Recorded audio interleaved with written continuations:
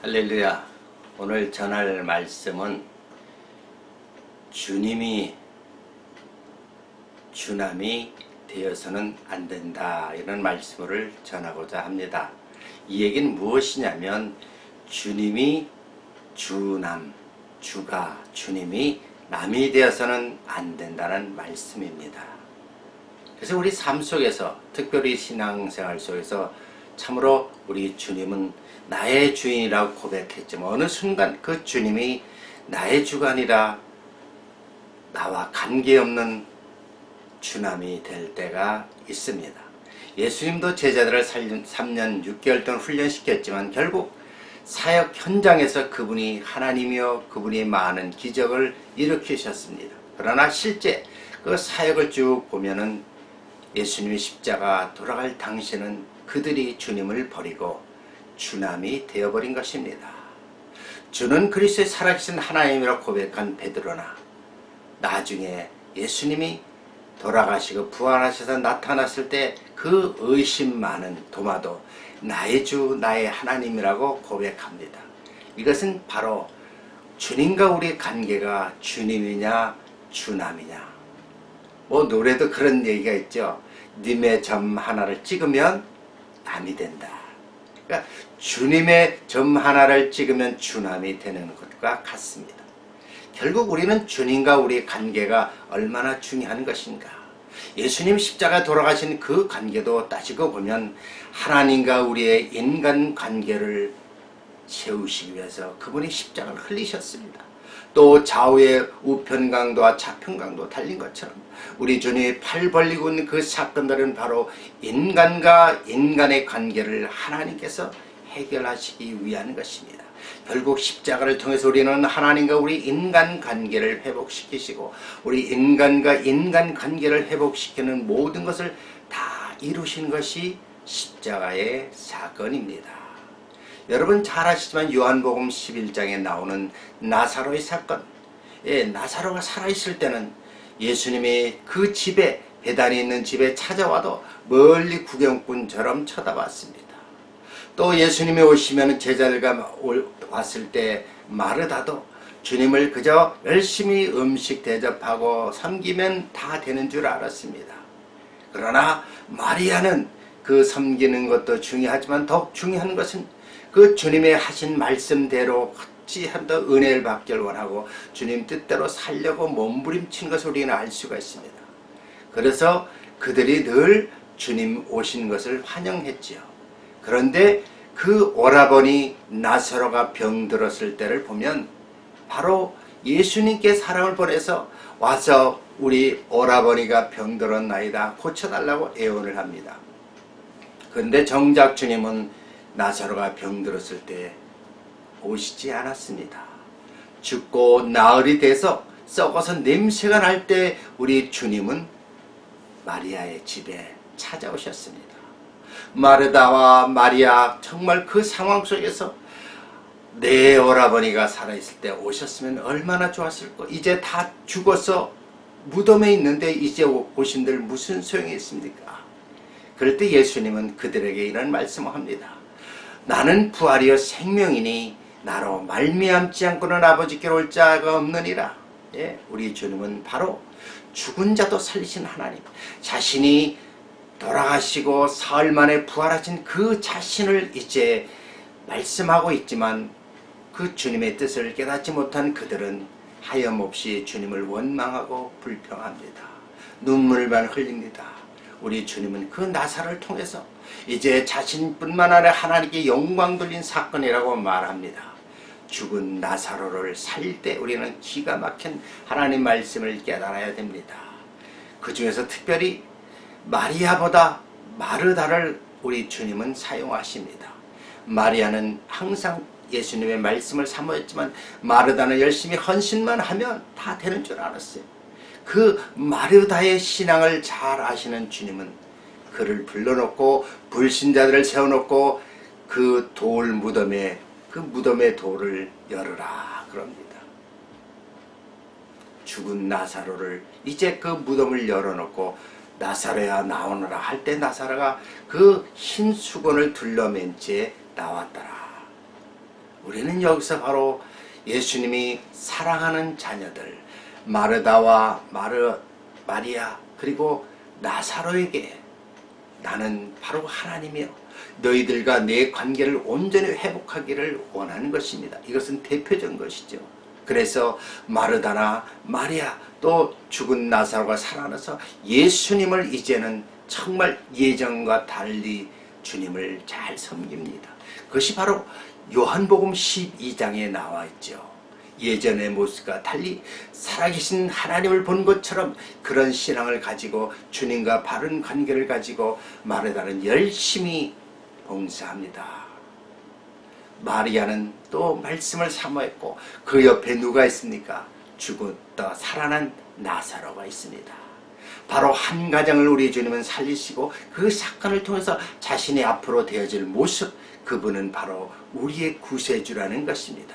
바로 그분은 여러분을 살리시고 여러분의 모든 죄악을 담당하시는 분이시라는 것입니다. 여러분 믿습니까? 예. 과거에 저도 열심히 신앙생활하고 주님을 잘 믿었지만 어느 순간 생활 속에서 바뀌다 보니까 어렵고 힘들고 일이 안 풀릴 때 주님과의 올바른 관계, 나의 주 나의 하나님이라고 고백하는 살아계신 하나님을 고백하는 그 고백이 어느 순간 변질돼서 내 생각, 내 계획에 앞서다 보면 어렵고 힘들고 일이 안 풀려요. 그래서 오죽하면 제가 자살을 시도도 했고 오죽하면 제가 이제 그 해답을 얻기 위해서 기도원에 가서 하염없이 눈물을 흘리면서 간구할 때 우리 주님께서 가시면류관을 쓰시고 피를 뚝뚝뚝 흘리시면서 사랑하는 영동아 너 힘드니? 예, 저 정말 힘들어 죽겠어요. 이 고난을 벗어나고 싶어요. 힘들어 죽겠어요 할 때 네가 나보다 힘드니 나는 너를 위해서 십자가에 돌아갔느니라. 예? 그래서 주님의 그 십자가에서 피를 흘리는 모습을 보시고 제가 그 다음부터는 아무리 어렵고 힘들어도 불평할 수가 없습니다. 우리의 모든 것을 담당하신 그 주님을 만나보고 주님의 핏자국을 보는 그 환상을 보는 이후에는 정말 저는 늘 설교할 때마다 거의 이렇게 빨간 넥타이를 매는 이유는 우리 주님의 십자가 보혈을 생각하기 때문입니다. 그래서 보혈 찬송할 때마다 그 예전의 모습을 떠돌리고 우리 주님의 사랑을 깨닫고 늘 주님과의 관계를 회복하려고 몸부림칩니다. 어느 순간 힘들면 우리가 주님을 멀리하지 않습니까? 그럴 때마다 그 예전에 주님이 그 보여주신 십자가의 사랑을 다시 깨닫고 영적으로 회복합니다. 사랑하는 성도 여러분, 우리가 신앙생활에서 과연 중요한 것이 무엇일까요? 저는 사도 바울과 바나바의 관계를 한번 여러분에게 말씀드리고자 합니다. 사도행전에 보면 바나바 하면 그는 초대교회의 훌륭한 일꾼입니다. 구부러에 있는 자기의 밭을 팔아서 제자들 앞에 돈을 바쳤습니다.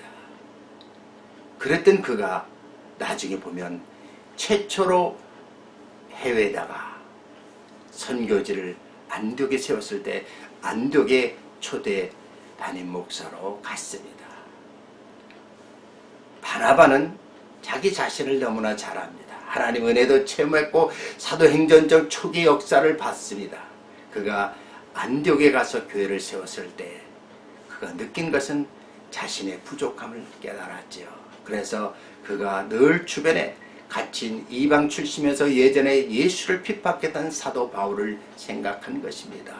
다른 사람 그런 인정해 주지 못할지언정 바나바는 사도 바울의 그 훌륭한 인격, 많은 연단과 훈련을 통해서 지금 예수님을 다메섹 산상에 만나고 기도하고 있는 사실을 알았기에 그가 우리 교회에 오면 얼마나 많은 일을 할까?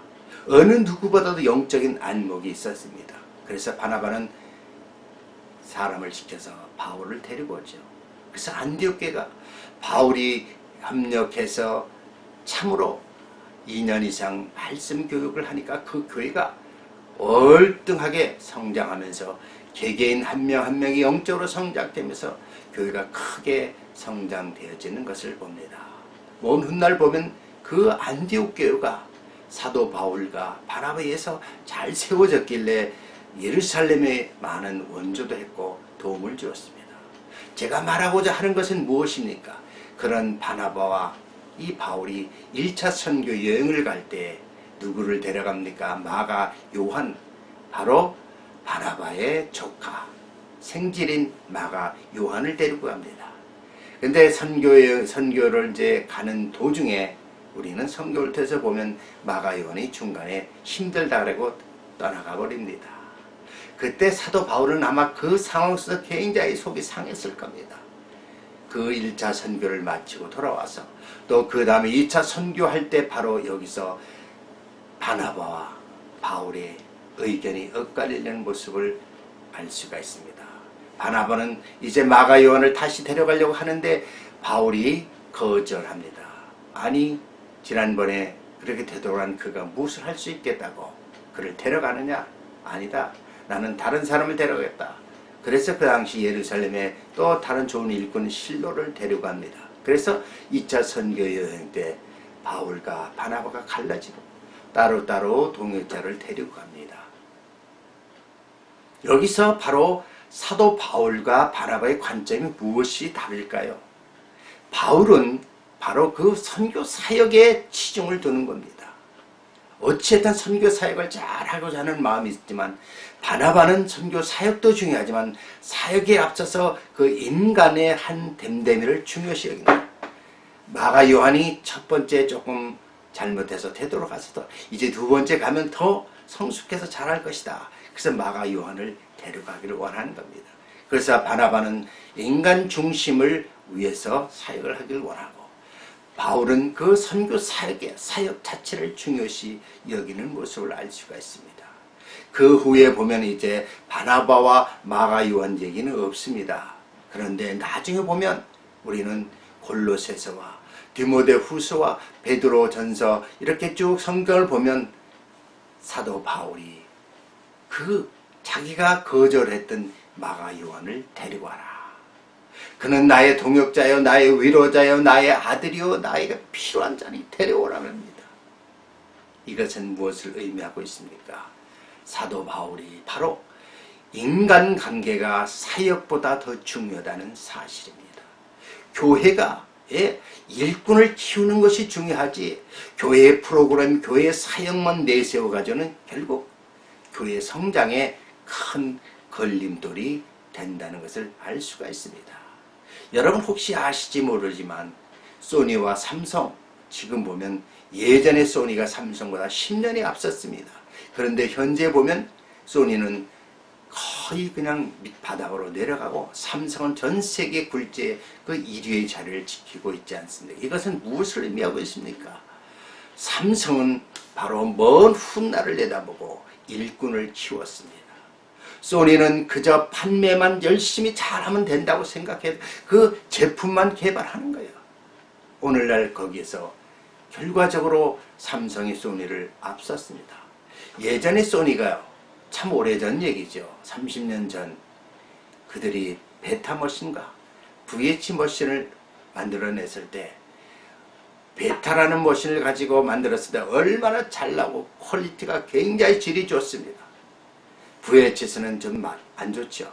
그런데 그들은 그 베타를 가지고 전 세계를 공략했다고 하고 나머지 다른 회사들이 다 VHS를 만들다 보니까 결론적으로 어떻게 됐습니까? 전 세계에 VHS가 퍼지고 베타는 축소돼 버리고 맙니다. 제품이 끊어지죠. 결국 무엇을 의미하고 있습니까? 방향을 어떻게 잡느냐에 따라서 결론은 엄청나게 다릅니다. 우리는 교회 사역에 있어서 이렇게 바로 인간관계에서 주님과의 바른 관계가 먼저라는 것입니다. 주님과의 관계가 먼저 되어지지 않고 사역만 치중하고 프로그램에 치중하다 보면 거기에는 결코 올바른 성장이 되지 않습니다. 그 예수님도 바로 예수님을 떠나가 버린 제자들을 찾아가서 부탁하는 것이 무엇입니까? 너희들이 앞으로 사역에서 중요한 것은 바로 인간관계라는 거예요.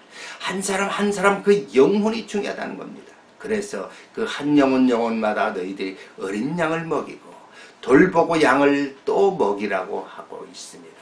이것은 바로 오늘날 교회에 있어서 우리가 반드시 깨달을 것은 우리가 신앙생활을 하는 관계에 있어서 주님과의 올바른 관계가 먼저 중요하다는 것입니다.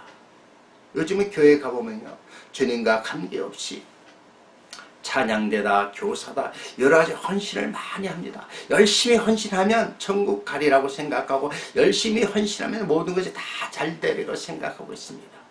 정작 마음속에서는 주님과 관계는 무너져 있습니다. 바로 주님의 올바른 관계가 아니라 주남이 되어버린 것입니다. 주님은 남이고 바로 내 생각대로 그저 내가 이렇게 열심히 헌신하면 외식적인 바리새인적인 헌신을 하면 다 되는 줄 알고 그렇게 사역을 하고 있는 것입니다. 제가 아는 한 목사님 서대문에서 사역을 하고 계신데요. 그 교회가 가보니까 200명밖에 안 돼요. 그런데 200명이 되는 그 교회가 오랜된 교회였습니다. 근데 문제는 성장이 안 되고 담임 목사는 자꾸 바뀌는 거예요. 결론은 무엇입니까? 성도들이 영적으로 자라지 못하니까 그저 보여진 것만 가지고 하려고 하니까 맨날 제자리거든요. 그래서 그 목사님이 가서 그들에게 말씀 사역을 열심히 합니다. 1:1 제자 양육부터 눈높이식이며 그 말씀으로 한 3년을 계속 일꾼을 양성하고 키우는, 일꾼이 자라니까요, 그 교회가 이제 일꾼을 양이 양을 낳는 결과에서 교회가 3년 만에 1000명이 넘는 교회로 부흥되는 것을 알 수가 있습니다. 여러분, 우리가 영적으로 주님과 올바른 관계가 성립되지 않고는 아무것도 할 수가 없습니다. 주님과의 관계가 가장 중요합니다. 교회 숫자가 중요한 것이 아닙니다. 큰 교회라고 다 천국 간다고 생각하면 착각입니다. 교회 관계없이 내가 주님과의 올바른 관계가 바로 서야 되지. 주님과 나의 관계가 남의 관계가 되어버린다면 그것처럼 불행할 수가 없는 것입니다. 사랑하는 성도 여러분, 주님과의 올바른 관계를 맺으십시오. 그분은 여러분을 위해서 십자가에 돌아가셨습니다.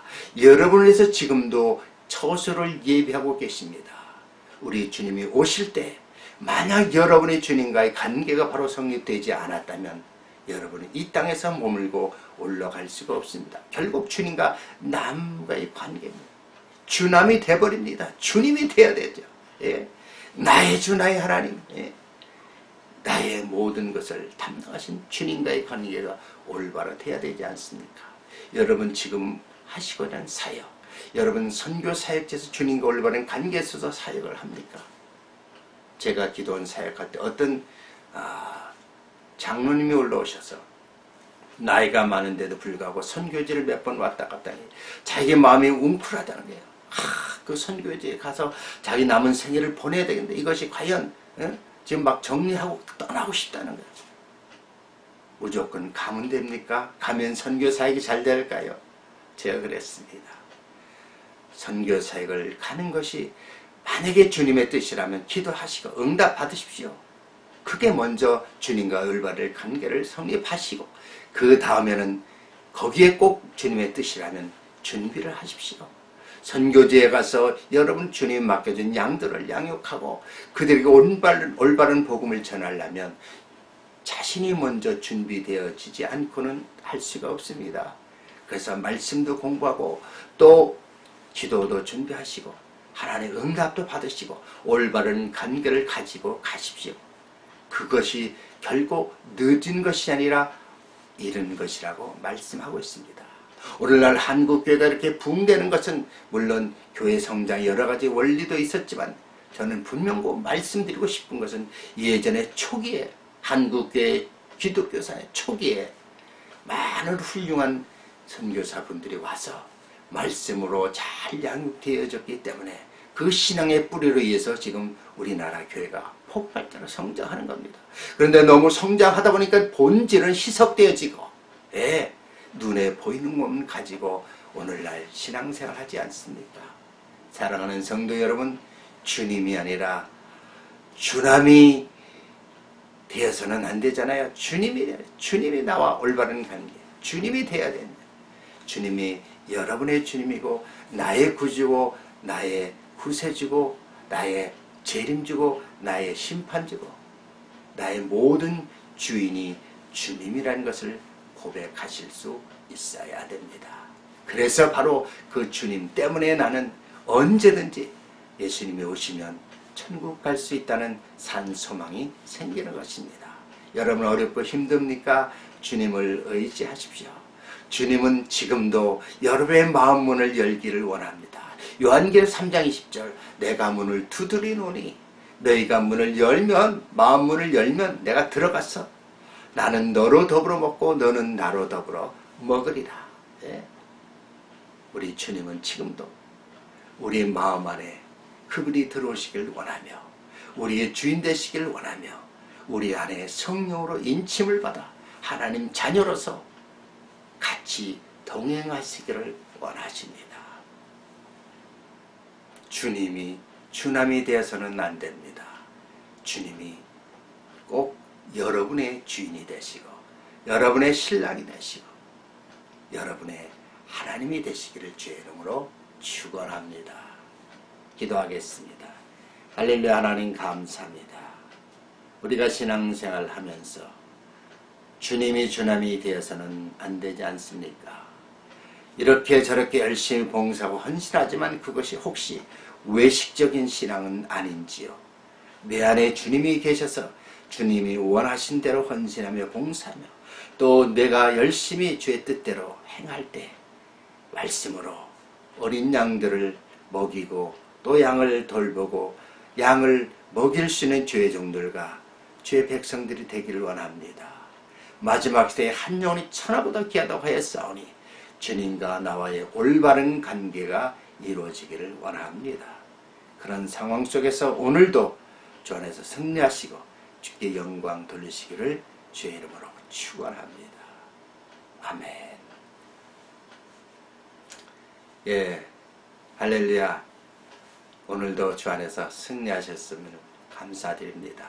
여러분 주님과 올바른 관계 속에서 이제 잘 신앙생활 하시고 또 이 테이프를 통해서 좋아했다면 누르시고요. 또 댓글을 통해서 상담하시기를 원합니다. 또 앞으로 계속적으로 영적인 메시지를 통해서 여러분 신앙이 성장되기를 원하며 주님과 올바른 관계 속에서 저 천국에서 반드시 또 저와 여러분이 만날 수 있는 놀라운 축복의 역사가 있기를 제 이름으로 축원합니다. 할렐루야.